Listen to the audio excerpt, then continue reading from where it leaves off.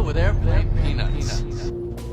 Dave Chappelle celebrated his 50th birthday last week in front of a sold-out crowd at Madison Square Garden, but the comedian was far from alone on stage. The guest list from that night might be one of the craziest lineups in MSG history, including Shane Gillis, Jeff Ross, Aziz Ansari, Donnell Rawlings, Chris Rock, and Pete Davidson to open the show, as well as musical acts like John Mayer, Burna Boy, and Travis Scott, who just released a song featuring Dave Chappelle on his new album Utopia. Dave used his legendary voice to do voiceover for the song Paracel, which debuted at number 53 on the Billboard Top 100, marking Dave Chappelle's first and only appearance on that list. Cactus Jack pulled up to MSG to help celebrate Dave Chappelle turning 50 years old and led the audience in singing Happy Birthday. Happy birthday to you.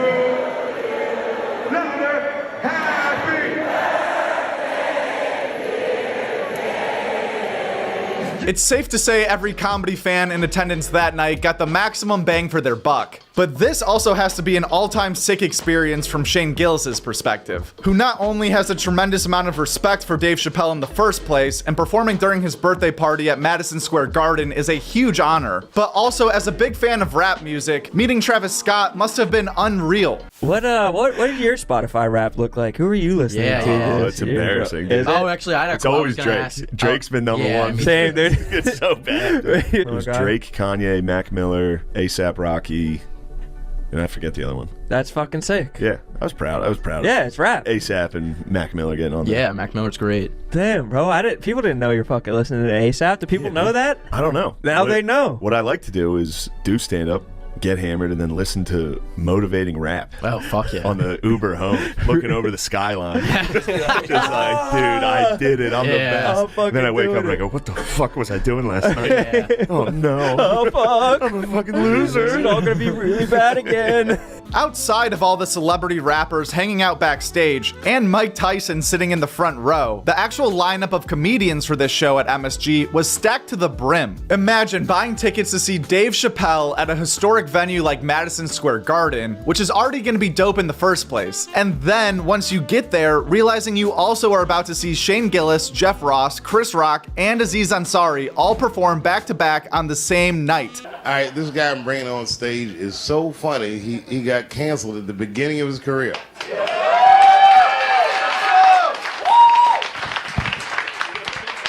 Please welcome from almost Saturday Night Live, Shane Gillis.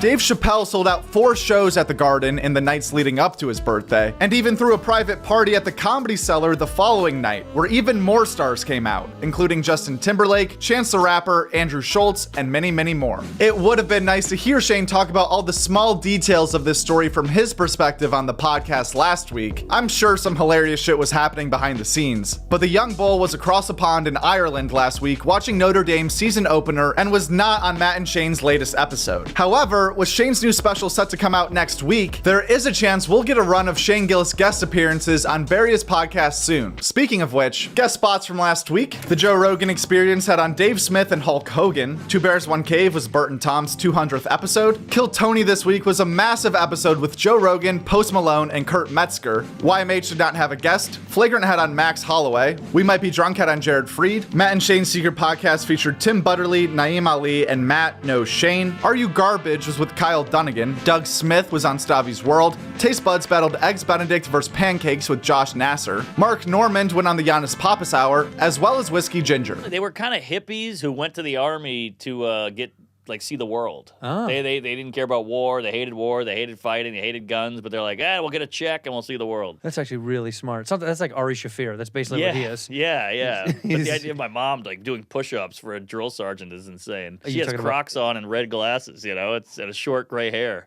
Really? So the idea of her being like G.I. Janing it is insane to me. But keep my wife's name out of your fucking mouth, okay? Keep my wife's name out your... That guy, talk about a fucking bounce back, man. Amazing. He's great. He's fine, dude. You think? No one cares. He's crying on camera. Everything. I'm so sorry. I think no one cares. He came out with that movie. What was that movie? It was a slave movie. Yeah. You directed that, didn't you? Yeah. So much experience. I mean, how could they pick from somebody who hasn't done it before? Right. Well, we got to get Norman. Will Smith used to backlash.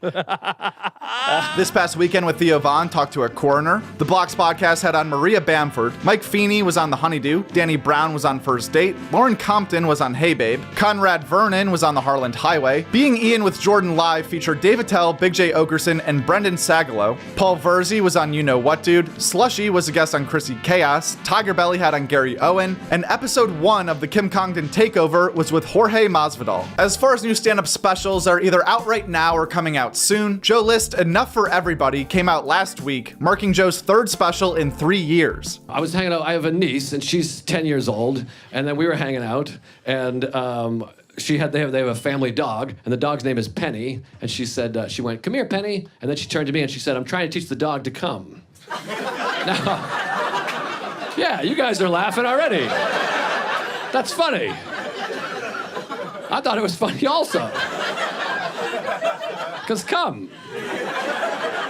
Which, by the way, she's a child. I want you to know, I wasn't like, whoa, sicko, you know, I kept a straight face. But I wanted to be like, choke it a little and be patient, you know? I had that locked and loaded.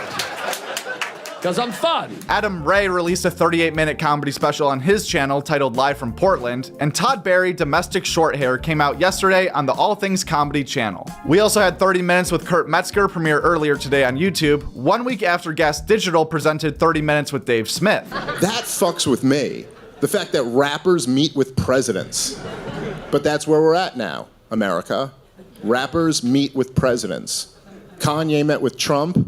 Cardi B went to the White House and met with Joe Biden. But yeah, that happened. Before Trump, Common and Jay-Z both went to the White House and they met with Barack Obama. That's where we're at as a country. Rappers meet with presidents. And then the president is like, "What do you think I should do?" And the rapper's like, "Well, buckle up, because I have a lot of ideas." And the president's like, "Thank God, I am fresh out of ideas. I have no clue what I'm doing here." There's also a few specials that will be coming out relatively soon. The big news is Shane Gillis releasing his first Netflix special next week, September 5th. The special will be titled Beautiful Dogs, and is one of the most highly anticipated comedy specials of the year, with some fans who've seen this set live on tour even predicting it could beat Live in Austin for Shane's best work. Speaking of upcoming specials that have been filmed but not yet uploaded, Tony Hinchcliffe taped his new special Saturday night in Atlanta and shared this picture on Instagram saying, quote, "It was magical, can't wait for y'all to see it." We got the best podcast moments of August coming out later this week right here on this channel, Joke World. This past month featured a lot of funny moments in the comedy world, so this video should be pretty good. If you don't want to miss it, consider subscribing to Joke World right now. I promise it's worth it. And if you're already subbed, looking for even more content from the comedy world, feel free to give our second channel a try, link in bio. Thanks for watching. At Joke World. That's it, at Joke World. And the world is WRLD. That's a great YouTube channel, Joke World. Check it out. What's the deal with airplane peanuts? Welcome to Joke World. This is Chris Stefano. Try not to laugh. Try not to laugh. You might shit yourself, but try. I don't eat flour. I don't eat a lot of sugar anymore. Not hardly any sugar. I'm a food addict, so I had to give up foods. You look great. Thank you so much. Oh, she looks fantastic. Yeah, oh my God, I lost a lot of weight. I mean, you know, I used to be a house. This is the kind of thing where people now get you're upset a condo. Now you're a townhouse. You're a pool house now.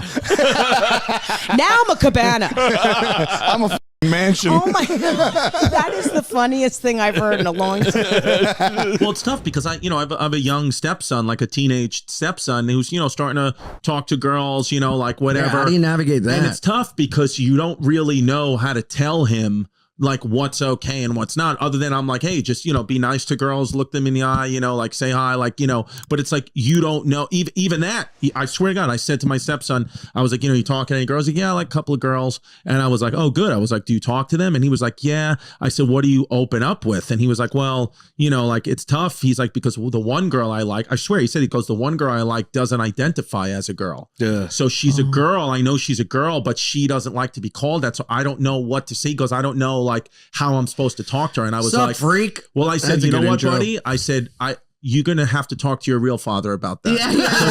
I'm your stepdad. Yeah. I can't live without putting a Q-tip in my ear. You put it in every day? If I don't have a Q-tip to put in my ear, I can't live. But how much wax are you building up each day that you have to Q-tip? It's not about the wax. What's it about? Like I'm doing it every day, so there kind of is no wax buildup. It's like a mental. First of all, I love the feeling. My ear is itchy sometimes, so I love the feeling. And second of all, I get the water out of my ears by doing it as well. Because you know what? It's nice because we're as men, we always penetrate. Q-tips a day, it's nice to be penetrated once in a while. Yeah, and you don't have to do a full gay sex. It always depends on the hole, but penetration in some holes that are not sexually in nature can be nice. A penetration in a non-sexual hole all day. People ask me all the time, Chris, why do you pick your nose every day? I said because I want to be penetrated, but I'm not gay.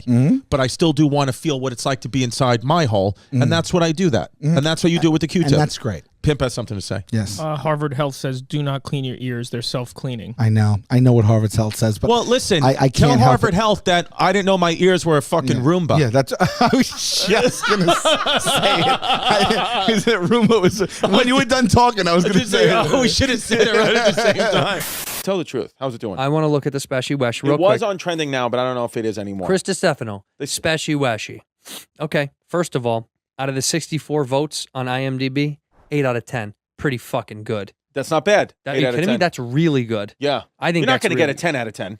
Well, you could. No, that's impossible. Yeah. And here's the first, and let me see the first critic review. All right, here you go. Chris DiStefano's Speshy Weshy is unbelievable. I came 17 times. This guy is a mega babe. Wow, what a pipe on this tardo. It's a little more than a half hour. It's engaging and funny. And boy, oh boy, do I like to come. His other special, 38 Waist, also made me come, not as much as this. In fact, DiStefano was set to release Speshy Weshy on YouTube, but since no one can come as much on YouTube as they do on Netflix, he decided this is the best place to feature it. Wow. It's my dad. Is that Tampa Tony? Tampa T. I don't understand. How do you get on morning television? It's so... Chris, I was watching you on daytime television. You, Wendy Cummings, and 2 other women talk about female body image, and you are curled up in a ball like, no one look at me or ask me any questions. Yeah. So what happened was with that is I got booked. I think the very first one was when Whitney Cummings was filling in for Wendy Williams. She asked me to come on her show and, you know, be a guest. And then I had, like, you know, before the show, the hair and makeup guy was like, you know, like this really like flamboyant gay guy. He was like, you're gonna have so much fun. You're gonna be great. It's gonna be good. And then, like, you know, I'll be like right here. I'll take your makeup off. We'll talk about your daughters. Like, he was just like great. And we were having a good time. Incredible. Yeah. And he was like whispering. He was so good, positive energy. And then I went out there and I just started swinging for the fences with jokes. Chris, the way people react to you, they just look at the ground. They don't even know what to do. And the look on your face is like, am I going to get away with it? Yeah, it was like a 10 o'clock in the morning. This TV audience, so everybody else is doing like knock jokes, and like Michelle Buteau is up there being like, yeah, like a politician, like girl power, like that. Like everyone's clapping. And then I'm just out there doing jokes about how like I wish Travis Barker would die in a plane crash. And then they're like, wait, what? But they're jokes. And then I'm doing like Confederate, like Civil War jokes. And they're like, what is happening? And I'm doing abortion jokes with Whitney Cummings, and they're all like bombing like so bad. But then I'm mad at this. And then when I go off the set, that like guy who was like, yeah, everybody left. My green room was vacant. Nobody was there. Like, no, they didn't even give me a car home. They were like, you can get on the train.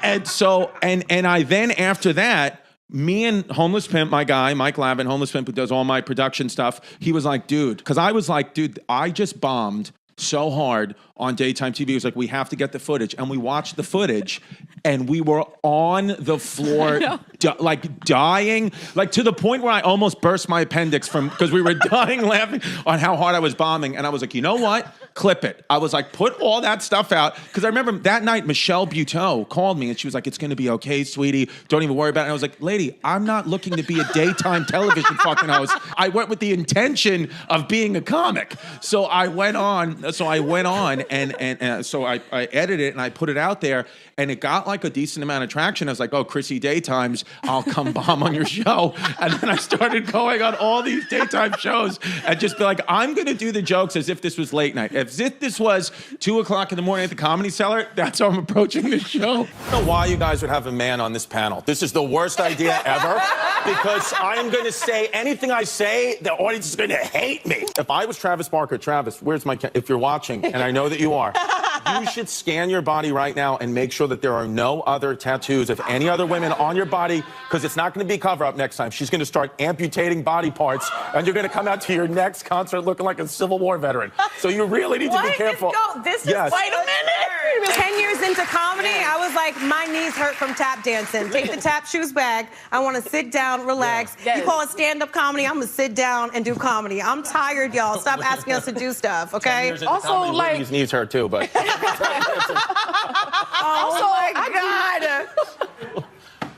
I love that I'm bombing on this show. I love it. You're not. I love that because I keep forgetting it's daytime TV, not our podcast. TT Jerry's coming. I cleaned the pool this morning. The Tiger Shark 1400. What do you guys know about it? Dude, it's crazy. Yeah. Then this is not garbage. This place is beautiful. It's unbelievable. It's okay. It is a beautiful place, but there's got to be something garbage in here. It's you. This fact that you bought a house not knowing anything. Yeah. I don't. Okay. This has real like lottery winner vibes. Yes. Like you're not gonna be here in 3 years and someone's gonna tragically die in the pool. Can they repo a house? Yeah. Well, you know, funny because I don't know. First of all, I've been getting scammed by everybody. I come in here, sure. They're like, oh, you need bee spray because there was a bee back there, $200 there. Yeah, you need a Johnson flange or something. All that stuff. I go to the pool. I put chlorine tablets in the pool. I'm like, we'll go with chlorine. We get the pool guy over. He goes, no, the pH is off. So he puts chemicals in. The heater explodes. Man, they saw you coming across the Verrazano. Yeah. And he was like, oh, and he's going to me. He's going, listen, the previous owner didn't have the right pH. He corroded the heater pipes and the valves and this and that. But long story short, it's $2,000 for a heater. Yeah. I can sell them directly to you. So we buy a fucking heater. Yeah, he's like, listen, I got one on the truck. Holy Just coincidentally, I got a heater on the truck. Hey, man, why are you pouring sugar in my pump? Don't worry about it. So I got lit up at the heater. He said the pool will be at 90 degrees the way my family likes it back in Puerto Rico. It'll be warm water. Tide pool. I just stuck the heater's been on for 10 hours. Just stuck my finger in it. It's 73 degrees. Yeah, so she's like, the pool's heated. I'm like, I don't know if it's running, buddy. Yeah. I love that, by the way, I knew something 3 years into it and then forgot it for 10 years until I got on Joe Rogan. And then all of a sudden I fucking remembered all the gems. Fucking when I'm flying home from his podcast, I'm like, oh, I had the story that could have changed my life and I didn't say it. I had my machine. Yeah. Instead, I waited to do it on Hey Babe and Sal wasn't even there. So you versus your sexuality. So far, right now it's me, but we are wavering. It's one of those things where when I hit 40, if I'm lucky enough to hit 40, there might just be a thing where I'm like, listen, I got to be honest with you. The most fun I've had, I don't know if you haven't seen the show, please Google it. Season 1 of White Lotus. Did you see White Lotus? I've seen episode 1. Okay, so the first season of White Lotus, the best character is this Australian gay guy. Yeah, and I'm like, the manager. That's the guy I want to be. That's the guy who's like, that. I love that guy. And it's like, what is that guy doing? He's just being gay. He's just having fun. Yep. You know, I'm like, and I found myself identifying with that guy. I was like, I don't know that I can eat a guy's ass over a table, which is one of the scenes. But I'm like, you know what, dude? I can be gay without hooking up with a guy. You've been hit, right? Yeah. You look like what do people say you look like? Like you almost look like, you know how like some humans, like you can just tell they're like bred from like Neanderthal? That's who you are. Like a Cro-Magnon, just big fucking guy. Like you're the guy who in medieval times, you with an axe, I 100% would throw my wife and children in front of me and would say, kill them, because I'm so scared of you. I literally I literally, you come at me with an axe, I'm on my knees ready to suck everyone's cock. The chieftain, I'd be like, dude, fill up my stomach. I would not be able to. Dude, you're so big. How big is he? Can you stand up? I mean, are you tall too? Oh my God! Look at how big this guy is, dude. You're fucking terrified. He even put his toes away. His toes aren't like that. You're way too big. Dude, and with as tall, here's the thing. With as tall as you are and as big as you are, this is just the way God works. There's no way you have a high IQ. There's no fucking shot in hell. You're not going out. She's like 100% right. He is. Oh, is he smart? Wait, what school does he go to? UNM? Yeah, University of New Mexico. So not smart. Just like I said. I'm sorry. I didn't mind. I was just kidding around. You know I'm just fucking around, dude. You know I'm just fucking. You're not on a steroid cycle right now, right? You got rage? You don't have any rage? Okay. How happy were you, right? When he, right? Because when you saw him, I mean, you were like, yes. Because you look, are you Native American? You have a Native American look, you know what I mean? You're part Native American? Many thanks. I know. That's what it is. You're like Sacagawea and he's John Smith. That's what it is. Give me your fucking smallpox. And how old are you, dude? You're like 22, just a young fucking kid, dude. Oh, I love it. You're like Wreck-It Ralph. I love it, dude. Do you also go to, so where, you met her in New Mexico? Yeah. Nice, dude. Why are you here? What are you guys doing here? My brother's getting married this weekend. Your brother's getting, nice, dude. Are you going to eat one of the groomsmen for protein? Do you play sports? Oh, football, yeah. Magic, yeah. I play chess. Oh, dude, good for you, man. Good. You got to keep a beautiful couple. I love it. And diverse, right? Native American, white child. Good. You guys are like a fucking community college brochure. I love it. What are you, 6'5", 6'6"? 6'5", oh, fucking yeah. I know, dude. There's going to be a lot of guys going home and, what, guess his weight? 6'5", 240. What is it? 285? Oh my God. Dude, there are, I swear to God, 30% of the men in this room have it chubby. Just know that. There's 30, some of the guys, I see some of the guys like this.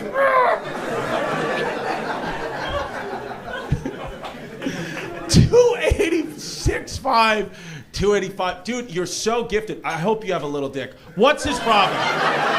God has to give you, you're fucking smart. You go to the University of New Mexico, one of our top universities, where they teach you all about Breaking Bad and meth.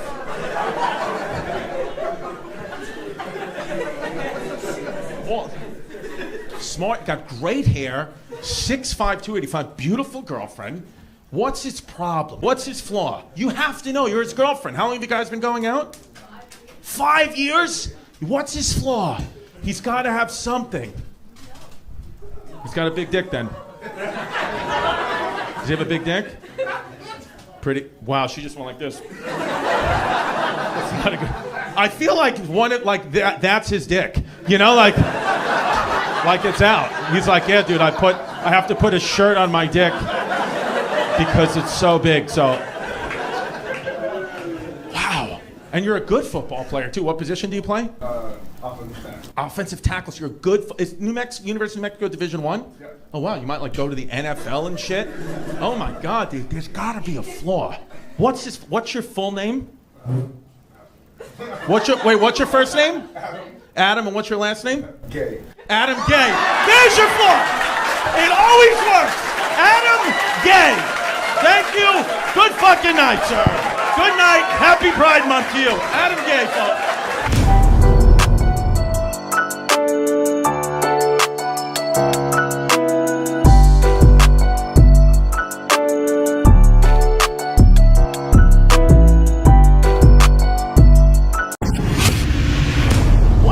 With airplane peanuts.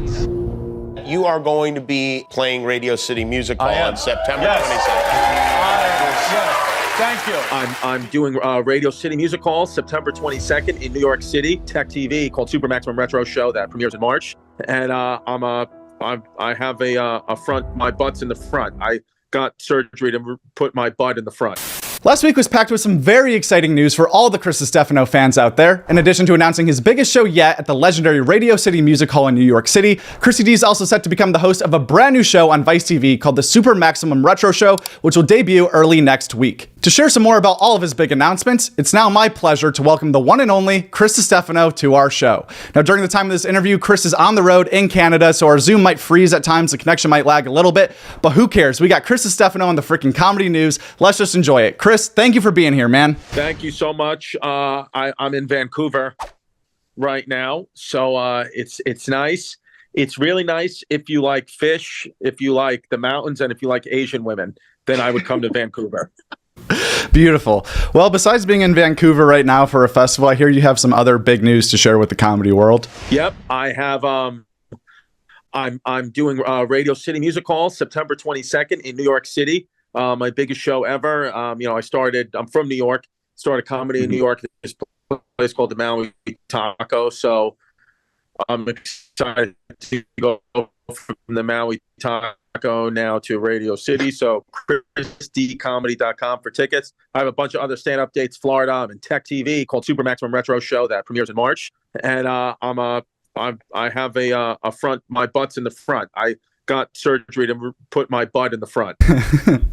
I think that's the big news we were really looking for, the front butt. Yeah.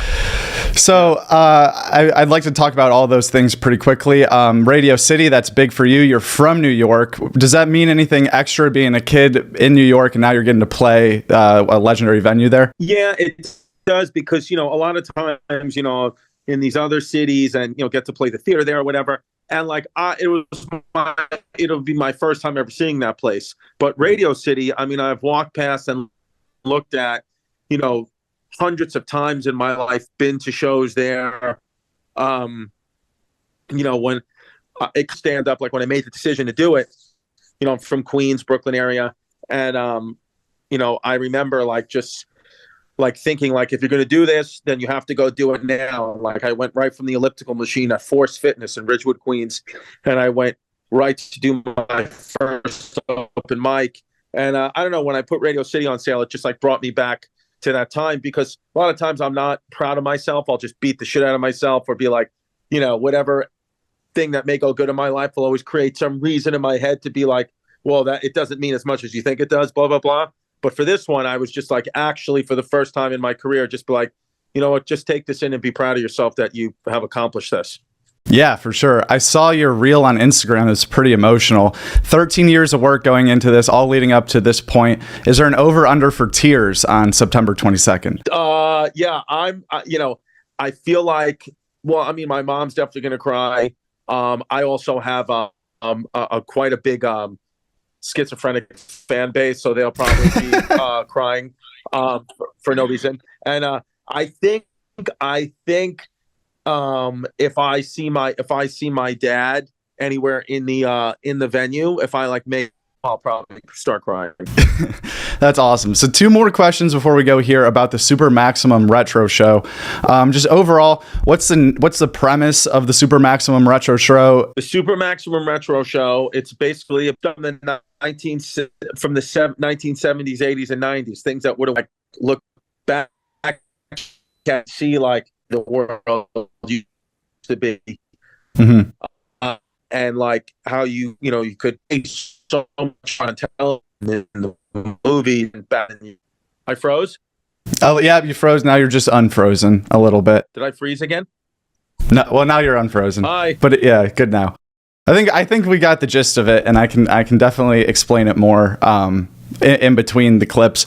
I just have one more question for you. In this new age of comedians making things independently, a lot of people are self-producing things. Many comedy fans just assume that any show produced by a network could be overly PC or a little watered down. So on this show, will you be able to say stuff like Bing Fong into the duck sauce? Yes, I will be. I'm saying things even worse than Bing Fong into the duck sauce on this show. Actually, I got to give Vice TV credit and Kimmel credit. They really let a lot of the edgier stuff stay in the show, and they fought for it as much as they can. So I respect that. Yeah. So, so you will. This is it's on late at night. So this is why it's one of those things where it's they kind of just let us go for it, which I respect. Yeah, that sounds awesome. All right, so we can check that out either beginning of March. I'll figure out an exact date on that. It's the topic of this whole video, so I'm sure we know what the date is by now. Chris Stefano, thank you so much for joining us today here on Joke WRLD. It was a pleasure talking to you, man. Thank you, my friend. According to this show's own description, the Super Maximum Retro Show is a 30-minute comedic clip show that brings together a panel of hosts, Chris Stefano, and 3 special guests from the entertainment industry to comment, joke, and make fun of some of the most absurd things to come out of the 70s, 80s, and 90s. The Super Maximum Retro Show will debut next Tuesday, March 7th at 10 p.m. Eastern, only on Vice TV. Longtime co-host of The Bonfire, Dan Soder, announced last week that he's officially leaving the show, with his last episode alongside Big J. Okerson happening on March 1st. Many comedy fans were deeply saddened by this news, but apparently it's no big surprise, as Dan Soder's been playing with the idea of leaving the show for over a year now. March 1st will be my last day on the show. I'm going to be leaving. That was a Band-Aid rip. Jesus H. Christ. I told you, dude, I was going to rip it. But March 1st is going to be my last day on The Bonfire. However, The Bonfire will continue with Big J and Bobby Kelly. Is Robert Kelly. Bobby Kelly's going to jump in. Which I can't now. I did just rip the Band-Aid, so we got to go and talk a lot about it. I thought we were going to have dramatic build-up. I don't know. I'm bad at this. I don't know. I just wanted to throw it up. That was real climax right away. I just came fast. Yeah. It's all over my pants. What if people weren't listening yet? Yeah. Well, I mean... You have to remind him after every commercial break. If you're back, it's Dan's announcement that he's leaving in a week, 2 weeks. And we got fall next week. Yeah, next week. We probably should re-announce every commercial break. Yeah, coming back. It's Bonfire, which I will be leaving. On one commercial break, it'll just be Bobby when he come back. He goes, "Hey, how you doing? I'm Dan." Format change. Hey, Dan. I wear wrestling shirts, dude. There are only 2 comedians ever in the running to replace Dan Soder as Big J's partner. Apparently, the choice came down to Robert Kelly or Joe DeRosa, with Bobby Kelly eventually being named the newest member of the Bonfire team via Instagram, where he said, quote, "Can't wait to take this crazy ride with Big J, Okerson, and the Bonfire crew. I'm honored to be joining such an amazing show. I would never dream of filling Dan Soder's shoes because that can never be done, but I will guarantee Jay and I will have a blast and continue to keep the Bonfire burning." Guest spots from last week. Your Mom's House had on Matt Fultron, no Christina P. Two Bears, One Cave was Tom and Ryan Holiday. Kill Tony Tonight is with Brian Moses and Ty Rivera. Flagrant had on Johnny Mitchell. Kelsey Cook was on The Honeydew with Ryan Sickler. Andrew Schultz was on The Blocks Podcast with Neil Brennan. And Joe DeRosa was on Matt and Shane's Secret Podcast. Where'd you get that shirt from, dude? I bought it off the internet. All right, cardigan, you fucking pussy. Clear glasses, cardigans, dude.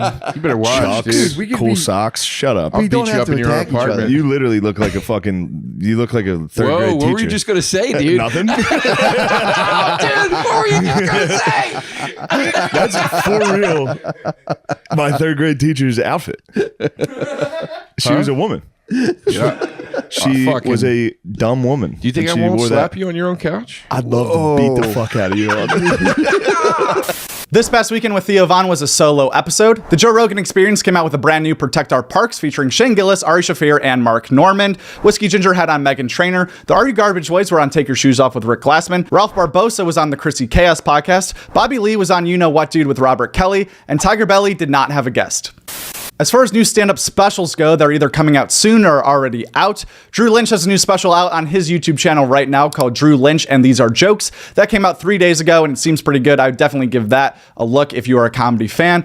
Also, Burt Kreischer Razzle Dazzle is coming out on Netflix on March 14th. I saw that show live, did a whole recap video right here on this channel, so check that out if you want to learn more about what that hour of comedy is like. Kelsey Cook's new special, The Hustler, is set to come out tomorrow, February 28th. And Big J. Okerson has a special coming out April 5th called Dog Belly, getting close to that date, so fans are getting excited. That special will also be on YouTube. There's so many specials coming out right now or being announced to come out later, so I'm sure I missed some. Please let me know in the comments what specials I need to be reporting on next week. I'll make sure those get in there. That does it for this episode of the Joke WRLD Comedy News Update. As always, thank you so much for watching this video, and we'll be back again next Monday with some more comedy news. Shout out to Chris Stefano for joining the show today. That was pretty sweet. If you live near New York City, go check him out September 22nd at Radio City Music Hall. That show should be awesome. We did make some edits to our conversation with Chris just because the internet was acting up and stuff, so if you want to check out our full interview with Chris Stefano, that'll be posted on our second channel, Clip World, sometime later this week. That's all I got for you guys today. Go follow us on Instagram if you're not a dumb bastard. I really hope you enjoyed this episode, you enjoyed the interview. We're going to get to do more of these coming soon for you guys. So hopefully we'll have the interviews with the actual stories we're talking about coming out soon. Make sure you're subscribed to Joke WRLD. Tap into everything we're doing right here because we got a bunch of videos coming out later this week. I hate that I was like, tap into what we're doing, but we got a lot of videos coming out later this week. So just get involved, dude. Just fucking get involved. And thanks again, Chris. Thanks again for all of you for supporting the channel, making it something that Chris Stefano would want to come on. Thank you to Brian. That's it. See you next week.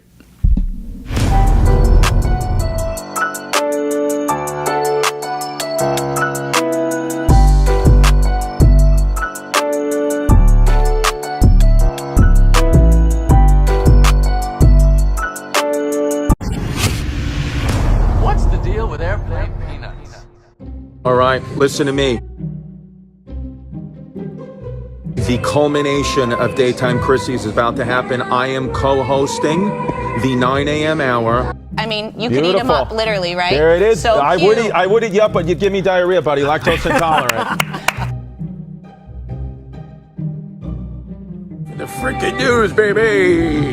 Has anybody seen Only Murderers in the building? Yes. No, I've seen them outside the building. I love Thanks, it. New York. Today is Monday, October 31st, and Chrissy co-host was in full effect this Halloween, with Chris Stefano co-hosting the Fox 5 morning news show earlier today. Welcome back to the Joke WRLD Comedy Update. Every single Monday, bring you all the comedy news that you need to know from your favorite comedians, your favorite podcasts, literally anything important happening in the comedy world, all on one YouTube channel, on one place. So if you want to stay in the loop, please consider subscribing to Joke WRLD right now, turning on the post notifications so you don't miss anything, and download this episode on Spotify or Apple Podcasts, wherever you listen to podcasts, if you feel like supporting the show. You look ridiculous. I love it. Look at this. Hi. Look at us. This is a good song. It's called Dead Mom. Good title. So Chrissy Chaos was Chrissy Anchors this morning, going on TV to host the news in his big wiener costume. This wasn't Chris's first time on Channel 5. He did a pretty funny interview with them back in March when he was promoting his comedy special, Speshy Weshy. Hello. I'm a little nervous with you here. Don't be nervous. Okay, here's what happened. Here's how I got on to sit with the lovely Rosanna Scotto is about a month ago. I was drinking in my house alone. I was drinking martinis, watching Encanto with my children, and I said, I'm going to tweet Rosanna Scotto you up at 3 o'clock in the afternoon. And then she wrote back about 8 hours later. She goes, are you? And I was like, I love this lady. And then I said, I'm going to make it a point. I'm going to email. I'm going to DM. Do you even know what you up means? No, is that dirty? Well, I mean. Why would you do that, Chris? Because I was drunk watching Encanto. What else was I supposed to do? In this current age of podcasts and comedians operating more independently than they ever have, it is cool to see Chris Stefano going on a show like this for no real reason, really, other than just to be funny. Like, he's not promoting anything specific. He's just going to share his humor with a more broad audience. I feel like with comedians having to rely on networks less and less, there's not as much pressure to go on these talk shows and morning news shows in general, let alone go on and conform to their type of clean comedy. So these guys are going on and just being themselves, letting their jokes fly, and it's cool to see as a fan. Are you going to behave or what? No. Okay, just good. Seriously, throw me out now because I will ruin your life. Today is Halloween, obviously, and a few podcasts decided to get in the spirit, go with the theme of Halloween, and dress up for their latest episodes, including Bad Friends, Hey Babe, We Might Be Drunk, and more. Everyone say who they are. Bobby, go. I am Jeffrey Dahmer as one of his victims, the Filipino guy he ate. No, I'm Elvis Presley. How you doing? This guy over here is my good friend Elvis Presley. How you doing? Dad, why don't you eat one of the sandwiches I made for you? That's real. That's really just, good. What does he say? That's just it's some fish I cooked earlier. That's why it smells over there. It's not because of young black men's bodies rotting in the fridge. Yeah. It stinks because I let some meat go bad. So good. I really messed it up this time, huh, Dad? Yeah. Oh, Dad, I'm in a real stinker now. It's so good. It's so good. He would kill someone and they go, I made a real stinker this time, Yeah. Pop. I'm in a real conundrum. Someone's like, Jeffrey, you severed his head. Yeah.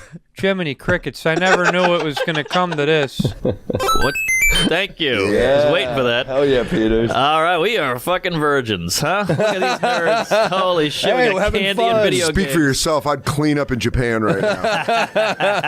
Dan Soder's with us, our boy. Yeah. Our boy for so long. We've been tight with him for so many years. This is fun, dude. Thanks for having me. Billions, Netflix, HBO, Comedy Central. The Bonfire. Every time you say my credits, I got to eat it like a coin. Personally, I think Stavi ran away with the comedian's costume contest this year with his naked Darth Vader. But let's put it to a vote in the comment section. Here are all the costumes again. So vote 1, 2, 3, or 4 for who had the best costume this Halloween, and we'll announce the winner next week. Ari Shaffir's newest stand-up special titled Jew is coming out later this week on YouTube. Adam and Eve. You guys know that story? Okay. If you don't know that story, this is all going to go over your head tonight. Here's what happened. In 6 days, God created the world. On the 7th day, he rested. You guys remember this one.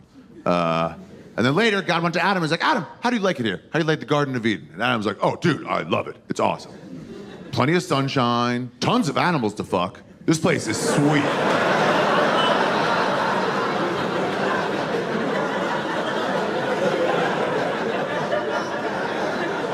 And God was like, wait, bro, are you fucking all the animals? And Adam was like, not all yet. You made a lot of animals. You gotta give me some time. By the way, I killed a frog on Tuesday. Yeah, his eyes were bigger than his belly. Split it right open. My bad on that one. And God was like, fuck, dude, stop fucking the animals right now. And so Adam was like, who should I fuck then? And God's like, oh, yeah, good question. Fair enough. He's like, tell you what, I'll make another person for you to fuck. Humans should fuck humans. So Adam, with no concept of women, right? There had never been a woman ever in history before. So when he heard another person was coming, he was just like, sweet, another dude I can fuck in the butt, I assume.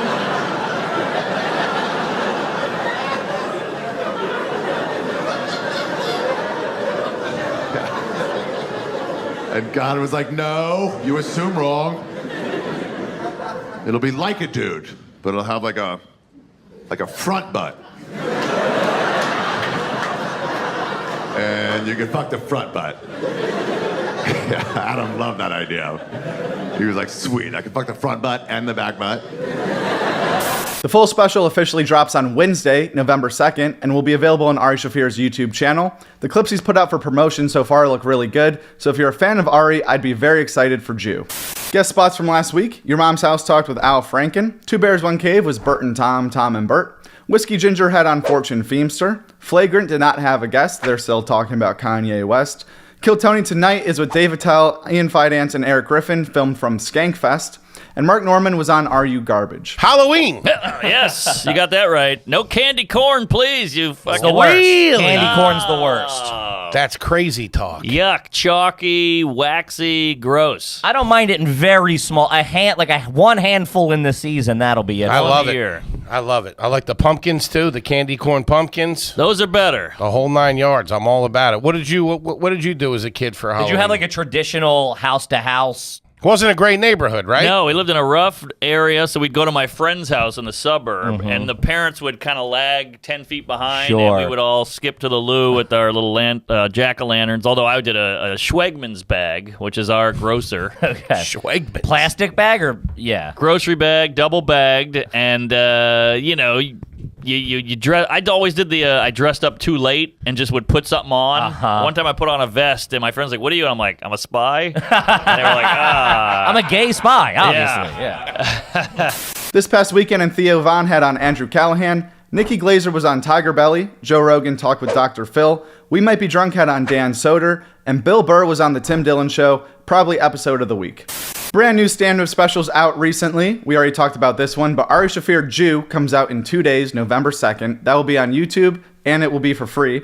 And then Gabriel Iglesias, stand-up Fluffy on Netflix, with the description reading, offending a professional boxer, trick-or-treating with his son. Gabriel shares his highs and lows in this landmark stand-up special. That was filmed in Dodger Stadium. It's pretty badass. Big event, so go check that out on Netflix. And also just one thing with the stand-up specials segment, I'm not purposely leaving out any of these specials. It's just hard to come across these. So if you have any specials that you think need to be included in this, anyone releasing stuff independently on YouTube that you think is a worthy special that needs some more eyes on it, please let me know in the comments.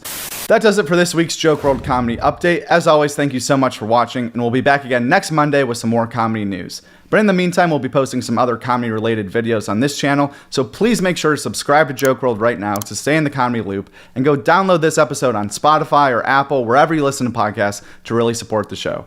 And if you want even more comedy in your life, go follow us on Instagram. We post comedy content on there all the time, and if you DM us, we'll even send you some free Joke World stickers. Not a better deal than that in the world. Free? Are you kidding me? Thanks for watching. We'll see you later this week, or Monday. Happy Halloween. That's what I wanted to say. That's how I'm ending this one. Usually I'm bad at ending the news updates, but this one, I'm just going to say Happy Halloween, and then no one can say it was a bad ending. Happy Halloween.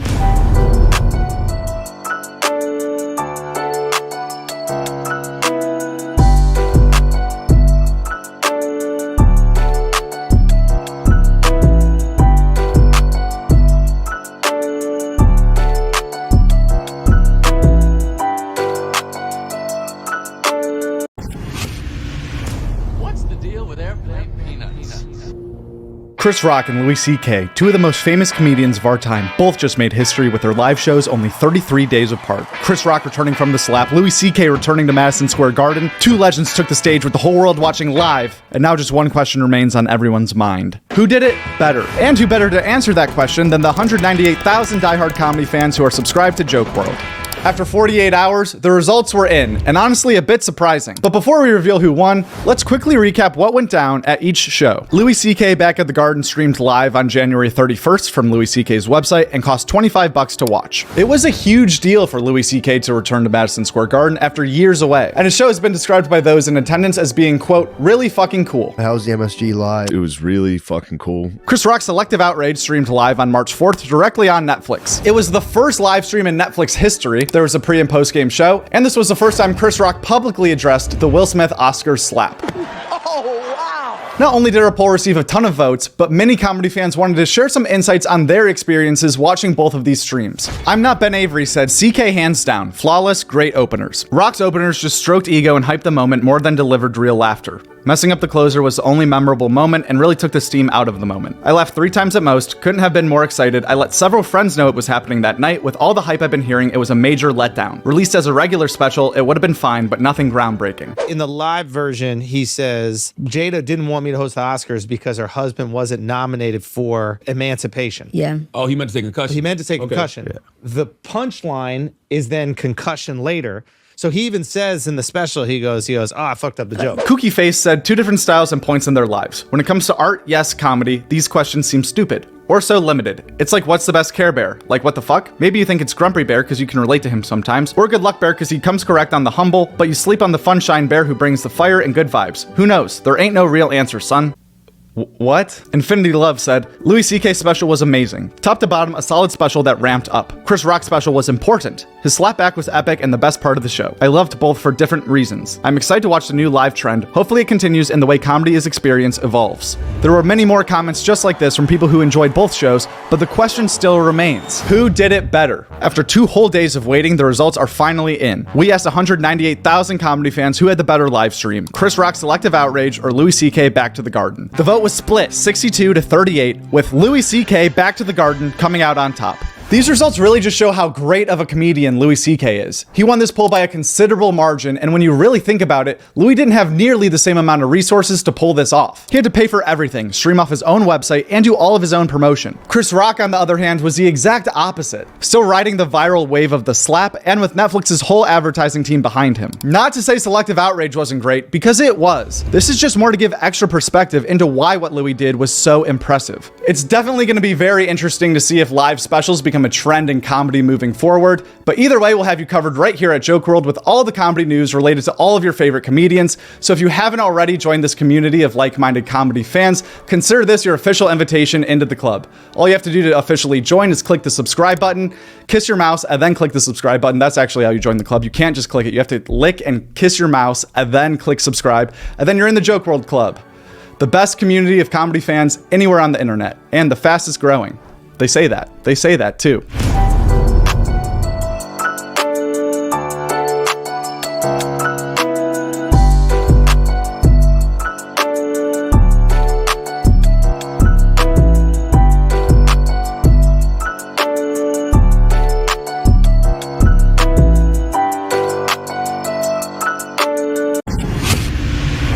What's the deal with airplane peanuts? Jada, I love you. G.I. Jane 2, can't wait to see it. Uh-oh, Richard. Oh, wow. Wow. Wow, dude.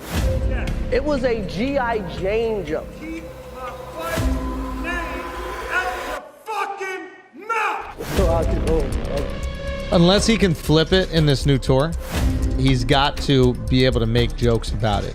And there's two types of black people. There's black people, and then there's Will Smith. It sold out in like seconds. Oh, the only People person were so excited the to go only see him person now. because now they want to see him clown. He should name the shit Jada. You know what I'm saying? Netflix has officially announced that in less than 2 months, Chris Rock will be performing the first ever globally live-streamed Stamp event held on their platform almost exactly a year after the infamous Will Smith slap that took place at the 2022 Oscars. This will be the first ever live comedy event in Netflix history. It'll start streaming around the world on March 4th, 2023 at 10 p.m. Eastern, while the physical show takes place in Baltimore, Maryland. Is it announced? Yeah, it just said Netflix. He's doing his hour live. That's the first live stand-up special they're gonna do. I mean, That's fucking ballsy too. I to know. do a stand-up special live. He can. It seems like every day comedians are getting more and more innovative with how they release their content. Just a few months ago, Andrew Schultz had a live release of his latest special, but even that was still more of just like a live viewing party for an already edited hour. What makes this Chris Rock special so crazy is that they're going live basically like a sporting event. No cutting out jokes, no multiple tapings or finding the perfect camera angle. This is going to feel as close to actually being at the show as humanly possible. How was your weekend?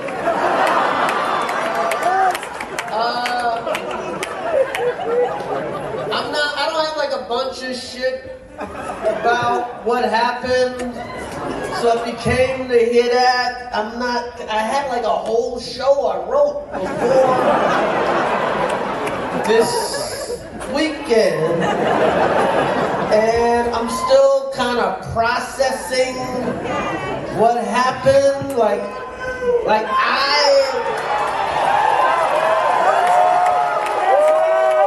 So at some point I'll talk about that shit. And it'll be serious, it'll be funny. The main thing on everyone's mind heading into March is what will Chris Rock say about the slap? Nearly a year later, and still the elephant in the room every time someone brings his name up.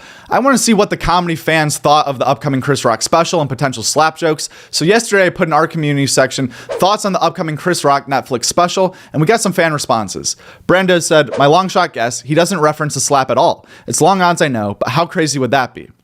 Trevor Farted said, "I'm sure it'll be good. Chris Rock has always been a great performer and joke teller. I just hope the Will Smith slap isn't the majority of the subject matter." And this guy said, "Definitely looking forward to it, but let's be honest, that slap revived one man's career more than it hurt another's." Personally, I'm going to have to disagree with that last comment there. I think the slap really hurt Will Smith and didn't do that much for Chris Rock. I mean, I don't know if he needed any revival per se. He was hosting the Oscars when it happened. He's fucking Chris Rock. I've reached out to Chris, and the message that came back is that he's not ready to talk, and when he is, he will reach out. So I will say to you, Chris, I apologize to you. My behavior was unacceptable, and I'm here whenever you're ready to talk. There's also a handful of fans who have already seen the special. Or maybe not seen the special exactly, but seen Chris Rock performing this exact same hour on tour. Jennifer said, "Saw him in December, so good. Saw him in San Diego in December, couldn't catch my breath from laughing." Eduardo said, "Saw it live at one of the tour stops, fucking great." And this guy said, "Tom Segura saw it live, said it was amazing. I'll take his word for it." We went to see Chris Rock. Yeah, that was awesome. You're so happy. You were so happy. I was so happy. Yeah, it was amazing. Such a great show. Amazing show. He's top of his game. I think so too. Top of his game. It's crazy as a comedian who's done this for like a while now, when you realize that all the best comedians are over 50. And you're like, oh, you can just keep getting better if you work at it. Yeah. And I think it's his best set in 20 years. Yes. Of all the stuff that I think it's his best set in 20. He was on fire. Yeah. And for like an hour 40 on fire. I mean, he kept it up, the pace. I was like, his geez. energy was crazy. There was so many great takes, so many high level bits. And he would, he was just for me, exactly what I want to see. Just statement, provocative. You're like, where's this going to go? And then just loaded with jokes. It was really fun to see. Gosh. I really enjoyed it so much. So did I. Yeah, I really like his. I won't give anything away, but his take on the slap was fucking so good and so much better than I would have said or imagined. It's so much. You could tell he took his time with it. Because it's so thoughtful. It's like a thoughtful, hilarious, and he dresses him down in a way that you're like, like it's not just like, it's not roast or like fuck you, it's not blah blah blah. It's thoughtful and it's layered and it's just it's 2 minutes, but the whole, I don't know, he's gonna cut that down to 60 for a special. It's gonna be an incredible special. It's so good. It's so good. He's really exceptionally good. It's exceptional. And like you said, very well thought out, very methodical, very thorough. You're just like, he has a couple of bits in there that I almost fell over. The special is streaming on March 4th at 10 p.m. and is titled Selective Outrage, which could be a shot at cancel culture and how people are usually pretty hypocritical with their outrage, or it could be some sort of nod to the slap. Personally, I'm not in love with the name. I thought it could have been a little bit better. Maybe something like G.I. Jane or that dumbass, bald-ass bitch Jada. That could have been good. I don't know. That's just me. Thank you so much for watching this video. Be sure to like, comment, and subscribe to help out the YouTube channel. And if you want to go even farther in supporting the Joke WRLD brand, go head over to wherever you listen to podcasts and, Spotify, Apple. Download this audio. It would really help us out in that download metric. And if I was being really needy, I'd ask you to go follow us on Instagram and bring up how we send you free stickers in the mail if you follow us on Instagram and fill out that form. But I've already asked you guys to do so much other stuff in this video. I'm not even going to bring up the Instagram. As far as you know, our Instagram doesn't even exist. But it does. It does. Joke.WRLD on Instagram. We'll send you some free Joke WRLD stickers. But again, I didn't even say that. I didn't even bring that up. Okay, I'll see you Monday.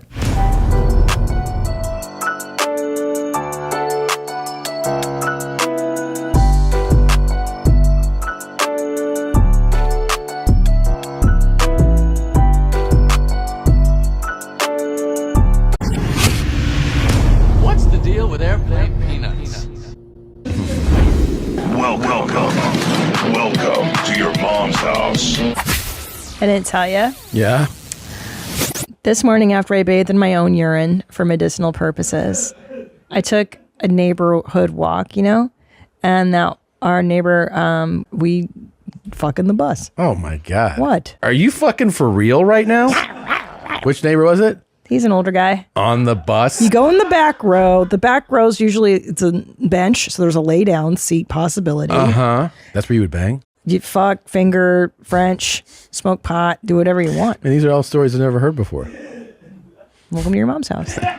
This is where we talk. Yeah. I haven't done it in and you years. did it this morning or yesterday? On Saturday. Just hits, man. City buses? Make out, you finger in the back row. And finger and fuck too, you said. You Oh, didn't just later, make out, later we fingered and fucked, but we start with Frenches and Are you on your side, on your back, on your no, knees? you got to go traditional, or maybe I Missionary? sit on the dude's lap. What the fuck? Like the back row of anything is really where you want to be. The bus though? It's ready, yeah. Ready to do the whole thing. You're an animal. Who the fuck is like, I could do it? I could. That's not a biggie. I don't feel like it's a big deal. I don't. In my mind, that doesn't feel like a big deal. Now you know Why does that not feel like a big deal? I don't know. I feel like there's It's enough public transportation. There's other people riding it. Yeah, reverse cowgirl. Everybody knows you're fucking in there. You're like a fucking homeless lady. Oh, stop. I bet people fuck on the bus a lot. I've seen people J their D's on buses a lot. You're right, and they all are mentally ill and homeless. Yeah. Any decent self-respect would be like, no, not the bus. All right. Look, I can tell you're easily upset about this topic. I'm not sure why you're so upset. Who fucks on the bus? I'm so bad at it. That's probably why. But No, you're not. I feel. Thank you for saying that. But I honestly don't enjoy the process of that. This is. I can't believe you're like. Well, this is not I'm a big saying deal. in my mind, I'm thinking in relation to other public scenarios. For instance, Crawling on the floor of a bus. here's one that's really going to yank your dick. Are you ready? He fucks you on top of the bus. It's a little varsity. Okay. That's crazy. You're fucking on public transportation. You're calling this varsity? I'm fucking crazy manic, bro. Day I barked back at a dog. Can I ask you something stupid? Sure. You'd fuck him on a bus. No. No? Nobody. It's a city bus. I just feel like a bus is a cool place. You could get away with stuff on it. You could get away with stuff. It's meditative. And now I don't get as keyed up at night. I remember by the end of the day, I was You're like usually a dog. like, I gotta Dog. fucking drink something. I wonder how Bert will look at the end of this month. It's Sober October. Oh my gosh. Remember when he came on your mom's house a long time ago? His body was like, kind of lean normal in his like 30s, 40s. And then as he got older, he just let it go older. Maron. Yeah, That's it sad. fell apart. He aged horribly. I too. mean- look at this. But he had a great run. Did he ever? He had a great run. God, nature is cruel, isn't she? Absolutely insane. Ugh. To maintain a friendship with somebody like this Oh is my exhausting, exhausting. That is unfathomable. Yeah, I really can't wrap my head around that. I'm gonna be gay. Yeah, I remember that picture. I came all over it. Gosh. He just blew up. Real big boy. Gosh. Well, all right. There you Yeah, go. Okay. Okay. Too much fluid consumption. I have to pee. I'm going to pee out of my eyes. Oh, right okay, go pee pee out. Okay. Don't hold it in. Go fuck on a bus too. Ugh.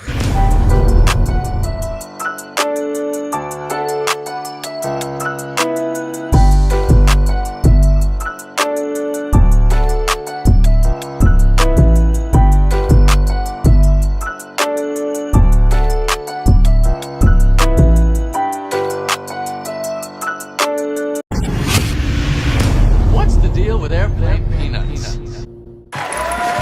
Welcome to the roast of Mr. Peanut. And now your roast master, Jeff Ross. It's the Mr. Peanut roast. Let's get cracking. I'll make this quick, Mr. Peanut. I know you got some brownies to ruin. Seriously, thank you for taking a break from hiding under my couch cushions to be here.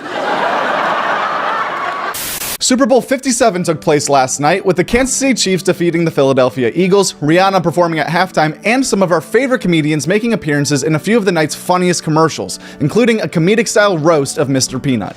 You can see our internet history? Not that I care. I mean, come on. You being serious? To kick things off, the roast of Mr. Peanut was led by none other than the roast master Jeff Ross, was directed by Neil Brennan, and featured comedians Natasha Leggero, Asko Okatska, Frank Castillo, Yamanika Sanders, Sarah Tiana, and David Lucas. Mr. Peanut, why are you dressed like it's 5 recessions ago? Mr. Peanut. Mr. Peanut. Mr. Peanut, what do you eat at parties? People? I'm a big fan. I love your work in Thai food. We can all agree there's rich, and then there's haven't worn pants in 100 years rich.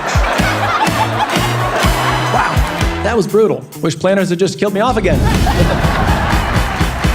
The version of the commercial that aired during the actual Super Bowl was 30 seconds long, and only a few of the comedians actually had any lines. But the extended cut, which is on YouTube, is over 11 minutes long and includes way more jokes from David Lucas. Although the editing in that video is a little off at times, so I assume every comedian had a list of a bunch of jokes, and then only 1 or 2 made the final cut. Sarah Tiana made it, everyone. Congratulations to her. Sarah is a Georgia peach, and just like a Georgia peach, she gets ignored at the grocery stores. Asko is here. If you're a fan of her comedy, then you might be a fan of things like paper cuts and diarrhea.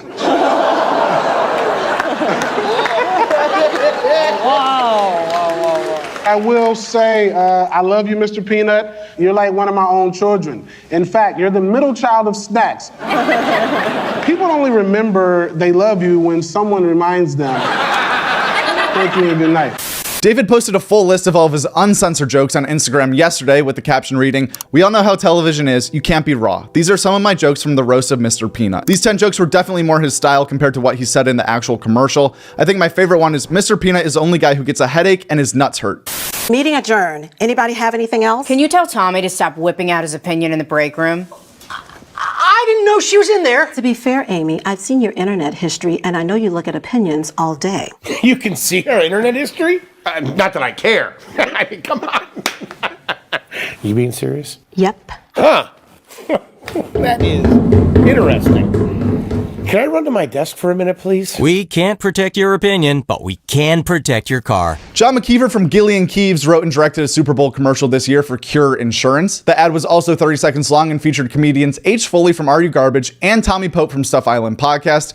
Unfortunately, both those guys are Eagles fans, so thoughts and prayers. Miss Davis, Tommy just brought me into his office and whipped out his opinion. Tommy? I didn't just whip it out. She was into it. Plus, I have a pretty big opinion. Oh, please, it's not that big. She only gave me a second. Tommy, not everyone in this office wants your opinion. Okay, well, how about you last week at happy hour when you begged me for my opinion? I had a picture of margaritas. I would have taken Doug's opinion. You would? No. We can't protect your opinion, but we can protect your car. Obviously, the Super Bowl is one of the most watched events in television every single year. It averages over 100 million viewers, and the average cost for one of these 30-second commercials is $7 million. So to be featured in one of these ads is a big deal for all these comedians. That is interesting. There was an important update in the Tom Segura vs. Erie, Pennsylvania weatherman saga that happened last week. David Walters, the weatherman in question, has agreed to Tom's challenge to come to Austin, Texas, play him one-on-one in basketball, mic'd up, and with the cameras rolling. He accepted the challenge to play me. For those of you that don't know, I put out a challenge to play him one-on-one after he said that if we played, he would destroy me. And he said it would be total destruction by him. And he posted this. He sent this in. All right, Segura, I accept your challenge. I'll come to Austin, but you better bring an umbrella because I'm going to make it rain. Okay. Do you think he's what's that called? Sandbagging? Yeah. Could be. I don't know. I really don't know. Yeah. He's got that makes it more interesting. Long and lean physique there. It makes it more interesting that he could be like totally goofing. Hustling right now. you. I don't know. Are you going to start practicing and stuff? No. No. It does seem like Tom is getting a little bit less bitter in this rivalry the more that David Walters embraces and accepts all the jokes coming his way. We'll cover this story way more in depth the closer it gets to the actual game being played, but in general, I could not be happier that this is officially happening. I think it's actually really cool that he has embraced the challenge, and I think it'll be fun. Yeah. Be good for everybody. You Okay. know? Yeah. This should be fun. The weatherman and the comedian. Yeah. Let's see what happens. We'll have a good time. We'll be mic'd up. Oh my God. Yeah. Yeah. I have to say, honestly, as your wife, I'm a little nervous. I bet you are. I bet you are. I just have to say it's the person that loves you the most. I think I understand why, but you know, I'm taking some precautions. That I'll share them with you. I'll take some precautions. Okay. Yeah. Great. Yeah. There will be. Here's the number one precaution. Ready? Fuck. Ready? Yeah. No attempted dunks. If you still need to get caught up on the entire beef between Tom and Erie, PA before the big game is played, feel free to check out our video recapping the entire situation right here on Joke WRLD. I'm gonna make him suffer. Yeah. Yeah. Cool. Guest spots from last week. Your Mom's House had on Tony Hawk and Jason Ellis. Kill Tony Tonight is with Allie McCosfie. Stephen A. Smith went on the Flagrant podcast. Neil Brennan was on the Honeydew. Whiskey Ginger had on Dan Soder. Mike Dowd was on the Chrissy Chaos podcast. And Two Bears, One Cave was Bert, Tom, and Adriana Chechik. You're really very pretty. You have no fucking bags under your eyes. You have great skin. Your hair is like fucking, what's the lady that bit the apple and then went to bed? And then Snow White? Yeah, Snow White. Your hair's But like I feel Snow like White. you're just like taking a jab at me. I mean, like I'm working on these bags, and you do look tired. Jealous. But He's jealous you're healthy and he's fat. Wow. Okay. Did you guys feed her a It's sweat? okay. I even like a fat man, actually. It's like one of my like fondest memories was getting fucked by a fat man while he was eating a pizza, and then I was eating the pizza too. Yeah, by the way, it was like really hold on, fun. I'm going to There's rearrange. like a lot more to rub around, you know? Make sure that's a highlight. This past weekend with Theo Vaughn had on Dave Portnoy. Joe DeRosa was on Take Your Shoes Off with Rick Glassman. We Might Be Drunk Talk with Allison Brie. Ronnie Chang was on the Blocks podcast with Neil Brennan. Stavi's World had on Bobby Kelly. And Dr. Drew was on Tiger Belly. As far as brand new comedy specials go, they're either coming out soon or came out recently. Chase O'Donnell People Pleaser is out right now on YouTube. That's a 35-minute quick funny watch that you can go head over and check out right now on YouTube. Also, Roseanne Barr Cancel This came out today on Fox Nation. I'm not really sure what that's about, but it seems like big news, so go check out Roseanne Barr Cancel This if that sounds like something that you would like. And Greg Fitzsimmons recorded his latest special at the world famous Comedy Store back on February 5th. So whenever that comes out, we're going to keep an eye out, let you guys know. Greg Fitzsimmons is an all-time comedian, obviously, so that's exciting that something is in the works there. That does it for this week's Joke World Comedy News Update. As always, thank you so much for watching this video, and we'll be back again next Monday with some more comedy news. But in the meantime, feel free to join the algorithm team and leave a comment on this video. Let me know what your favorite Super Bowl commercial was, or if you even watched the Super Bowl. I know some of you might not have even watched, but let me know your favorite commercial, with a comedian in it, without a comedian in it. I know Amy Schumer had a commercial. I forgot to mention that. That's another comedian technically in a commercial. I know a lot of my subscribers love Amy Schumer and probably would have been like, how could you forget Amy's commercial, you pig? I'm just kidding. No one fucking would say that ever. Have a good day. 2 more videos coming out this week, so make sure you're subscribed and tapped in with the notifications on. You don't want to miss those 2 videos. Thank you for watching. I'm going to miss football for the next 8 months so dearly.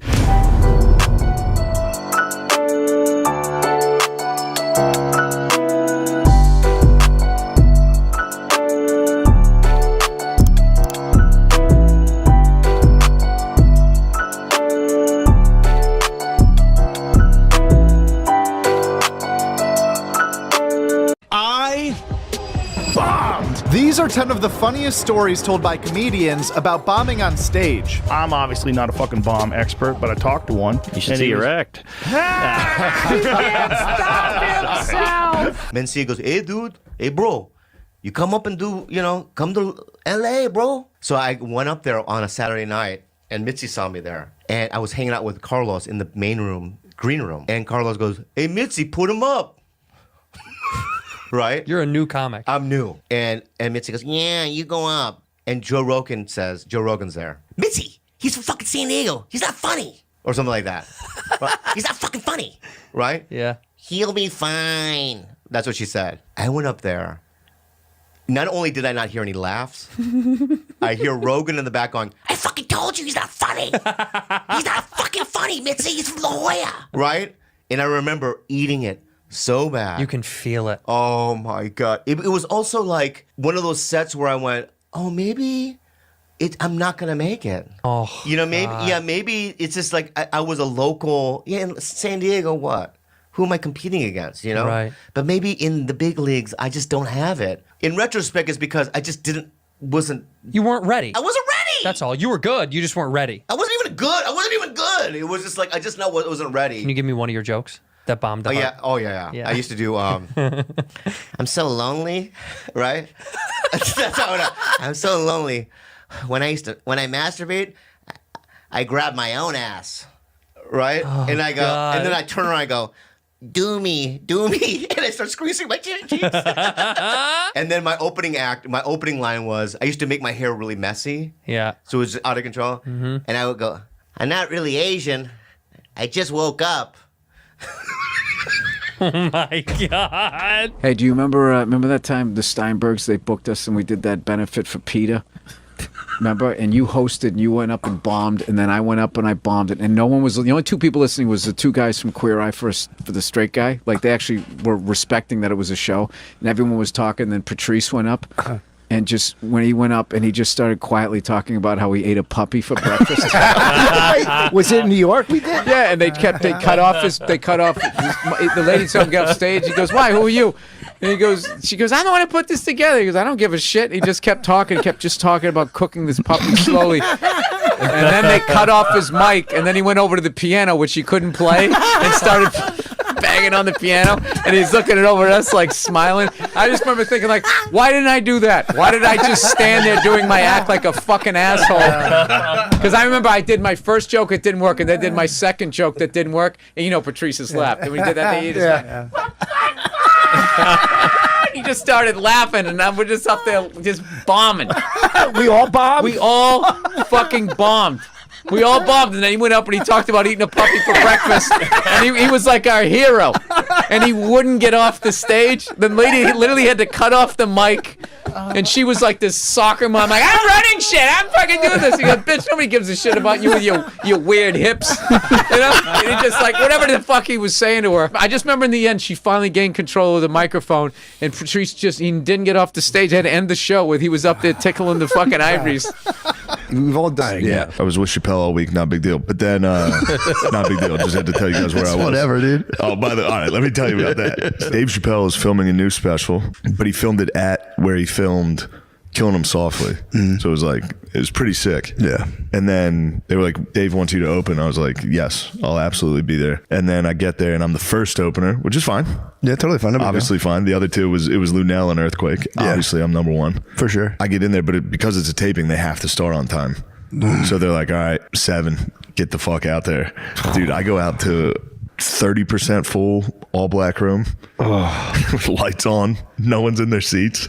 People are just, the whole time, people are just walking in. Every single show, I fucking ate it like you wouldn't believe. And I just had to stand there like, hey, what's up, guys? People were just...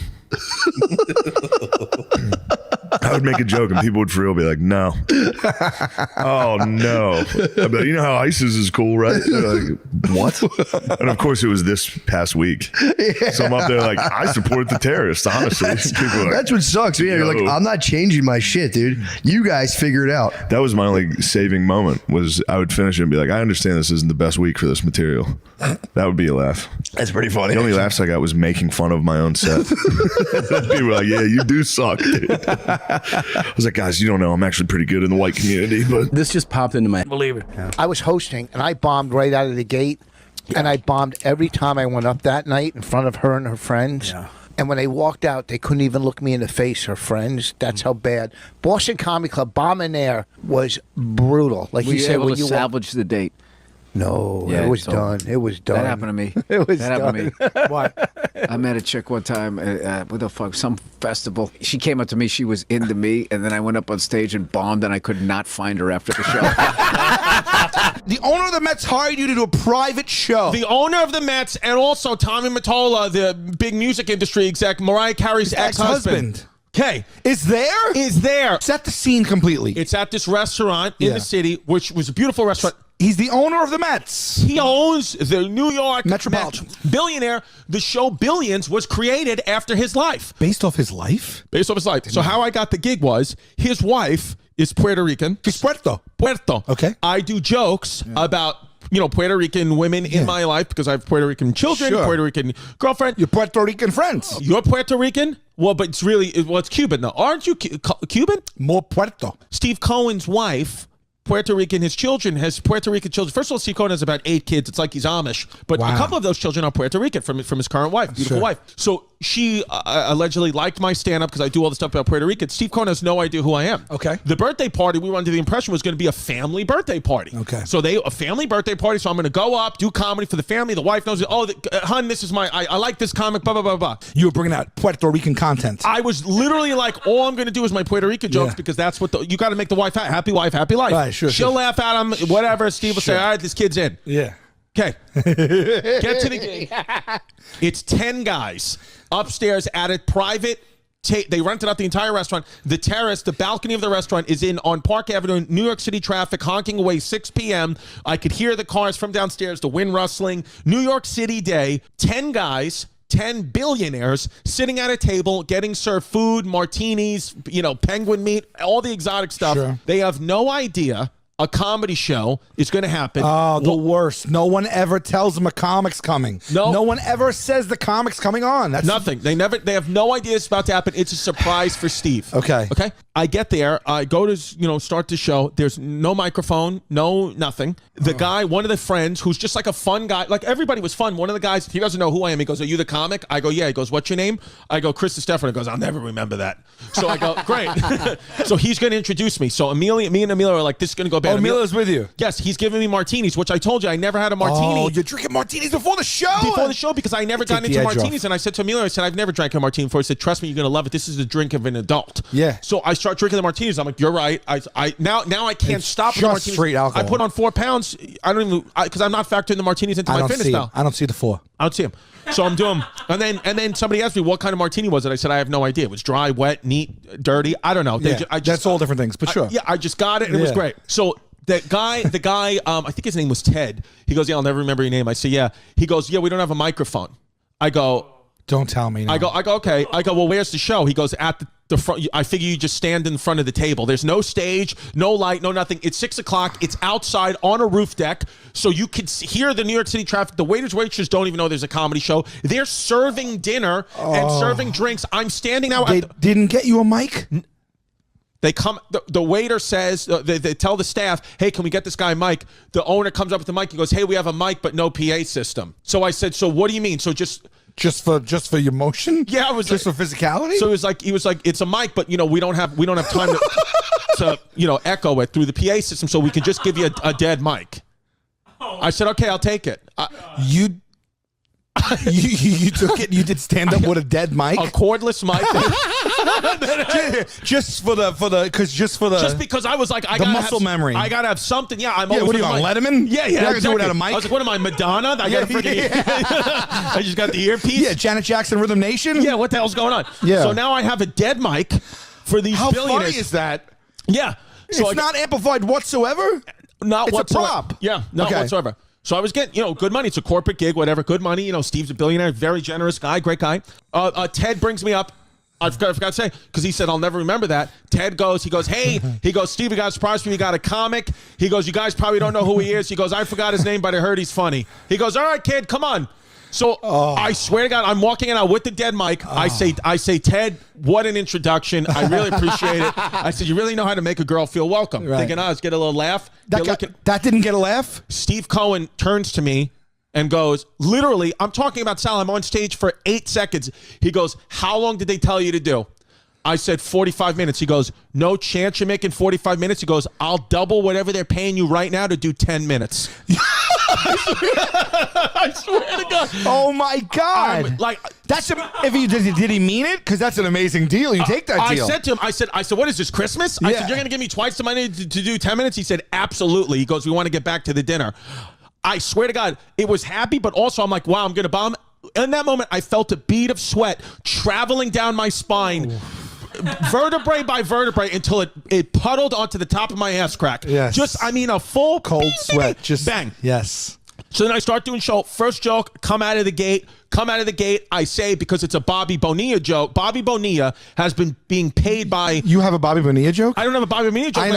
I know. He's wasting their whole entire budget, right? Yes. Yes. Yeah. Yes. So he wasted. They're still paying that. They're still getting paid. He hasn't been on the Mets for 25 years. I'm like, Steve, I just want to make sure I get the money. I said, I don't want a Bobby Bonilla deal. I want it all up front. That had to kill. Nothing. Zero. They're like, no. They're like, just looking at me. Okay. Then I say, who do we got here? I said, who do we got here? Whatever. And then Steve goes, oh, this is Tommy Mottola. And I said, oh, I loved your cell phones as a kid. He goes, that's Motorola. No, it's totally. Right. So then, ready? Then I try another joke. I forgot what I say. Bombs. The only laugh I get of the night exploded with laughter. This is about 7 minutes into the set.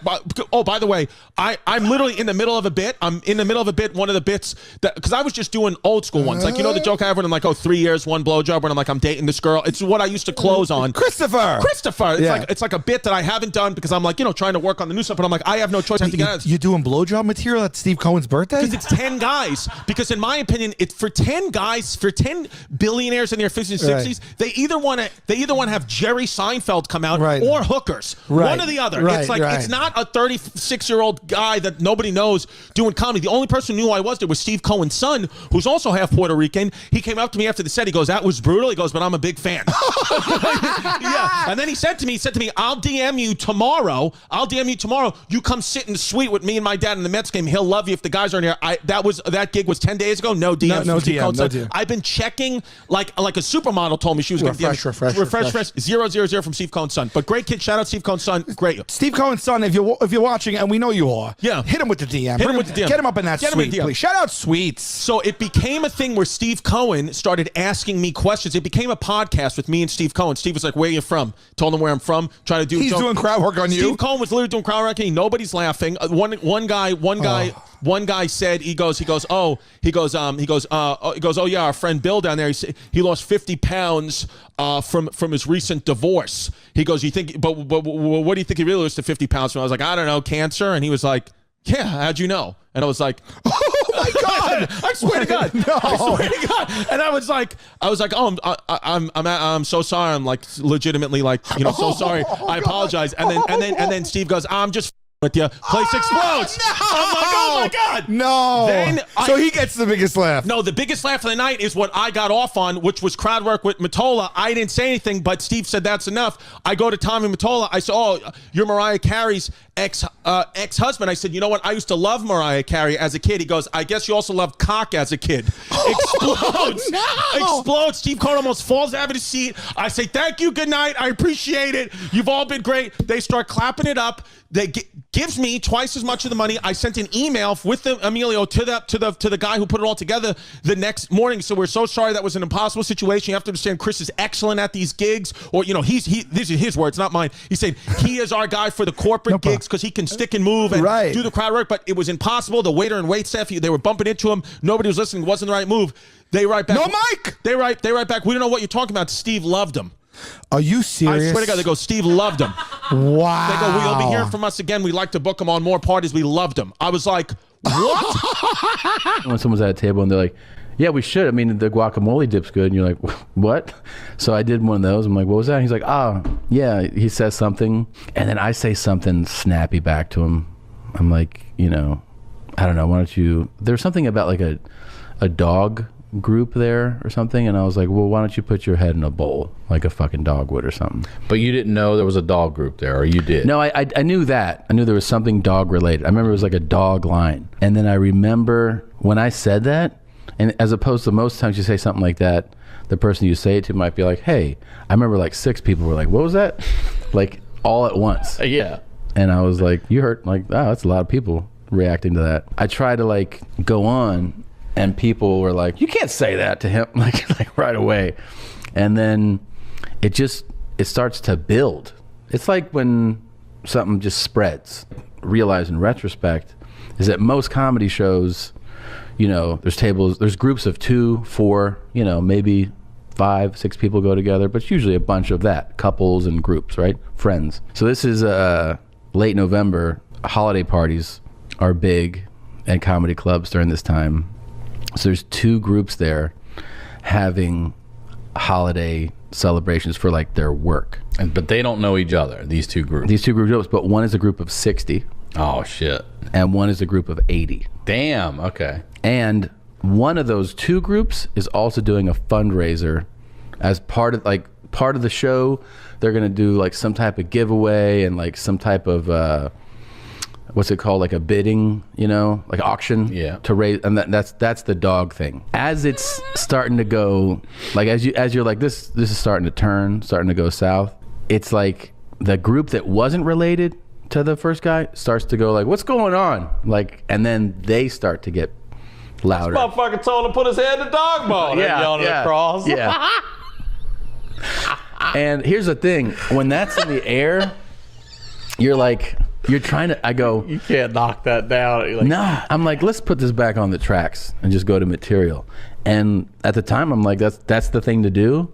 And dude, like, you can't. Like, I start doing like a bit. It just feels disingenuous. You're like, people here are upset. They're starting to say shit. And then just like that, out of nowhere, so the feature act was black. And this first person goes, bring back the black guy. The black guy. Yeah. And then other people are like, that's a good idea. Bring him back. And they start like, bring him back. And then they're like, you fucking suck. And then they're just going, boo! Like that. And I mean a parade of boots. And what are you doing? Are you just standing up there looking? You can't, like, it's so loud. Yeah, you're not getting out of that. No. So then at one point, I feel like it's so ridiculous. I just find how long is this going on? You're 10 minutes in. How long is this? Like 15 minutes of this shit? I mean, I end up being on stage for about 33 minutes. And at one point I pick a light, like a light from the, in the room that's supposed to be a stage light, and I just stare at it and I start just telling jokes to the light. I'm just like, hey man, and I just run material at the light because I know like they don't care. And they're just getting louder and louder. Yeah, it's so loud in there. It's like they're louder than the speakers. Mm-hmm. And they're having like full conversations and like, because they're like, fuck this guy, And the manager of the club comes on stage at like 28 minutes and he goes, are you okay? And I go, yeah. And he's like, you sure? And I go, yeah. He goes, all right. He leaves. I keep, like, again, just like I'm talking to the ceiling. It's so loud. Yeah. It's like, it's not like if you're listening, you're like, so you're just like acting weird. Like, no, it's so loud in there. It doesn't matter what I'm doing. Like I was thinking of just like pulling up recipes and reading those. Right. And at one point I see the manager walk up again with a woman. And I'm like, she comes on and she's like shell shocked. She's a little older. And she's like, can I have the microphone for a second? And I'm like, okay. So I give her the mic and she's like, we came here tonight. Trembling. To raise money for these dogs. And this man deserves an opportunity to... Fuck you, bitch! That's exactly what happened. Of course it is. Yeah, they're like, shut up. Mob mentality. Yeah. Bring the black guy back. That's 100%. I'm at the comedy club. And she's like, can we please just give him an opportunity? And they're like, no! I know for a fact this you can tell when it's a Blau audience. You can just feel it. I'm hosting, and I'm like, Blau would fucking crush. He would level the room. Mm-hmm. And so I have to I was like, I need to really tell them, make sure they know. 3 times I was like, guys, again, I told them when he comes up here, do not react at all. This is a good friend of mine, but just do not laugh at anything he says. Don't boo, don't heckle, just stay silent. Dude, I feel bad. I'm an asshole. I feel bad about this. I owe you an apology. I'm sweating just thinking about this. This is the meanest thing I've ever done. And let me say this too. When I was waiting in the wings, and just to hype this up before we see it, you said it before, but I was not passed at this club. So for a booker to call me in, this is a big deal. Also, the booker is in the room. So I can't even go off script to be like, what the fuck is wrong? Oh, that's also true. I can't do crowd work. I can't do anything. He wanted to see a set. So I'm not going off script. And another thing too is, I walk in, I ask Benji, who's the booker at the time, I go, how are they? He goes, unbelievable. And then, and what's insane too is, I poke my head in, and Akash is murdering. So I'm like, oh, thank God, man. Me back then, if I'm murdering, back then, if I'm murdering, he got it. Yeah. So I'm like, oh, this is great. And I just came from another comedy club where I murdered. I was feeling so good. I was like, running, light him, bring me up. I'm fucking ready. Going in. One thing I will say, I was like, you have to pass him after this for real. You can't pass him after this. So I was looking out for you a little bit, but I'm still a terrible person, and I apologize. I was a much angrier guy because I was poor and unfunny. But this is the prank. I am so fucking nervous. It's so good. It's so good. How did you find this? I've had it, dude. Really? I watch it sometimes when I feel down. They're pulling this shit up on QuickTime. This is an old ass video, bro. Yeah, wow. Bro. This is an old clip. Shit, what's up, motherfuckers? Good start. Everyone's good? Everyone's feeling good? Cool. Fuck. I'm feeling good, man. Happy Father's Day and shit. I was hanging out with my little nephew today. He's super cute. He's 7 years old, and he looked at me and he was like, Uncle Michael! I can't watch this. He sounds just like Elmo. It's the cutest thing ever. He was Tickle me there! And I was like, I'm not that type of uncle. I almost got in a fight recently, and I live in Harlem, so that's never fucking good, right? And I got in a fight. Look, I got in a fight by accident, right? I was just walking down the street, minding my business, playing Angry Birds like a fucking gangster, and some dude kind of hit my shoulder. Oh God! And he freaked out at me. He was like, "Oh shit! You trying to fight? Oh, you trying to fight? Oh shit! So I'm from Harlem, motherfucker. I'm from Brooklyn, bitch. I'm from staying up New York, motherfucker. Nothing about me. What the fuck happened here? Yo, pause it, please pause it if we can. Pause it. Yo, this is the thing. Man, this is so bad. I wouldn't have been able to keep that much energy. So props to you. I would have bailed immediately. At Joke WRLD. That's it. At Joke WRLD. And the world is WRLD. That's a great YouTube channel, Joke WRLD. Check it out.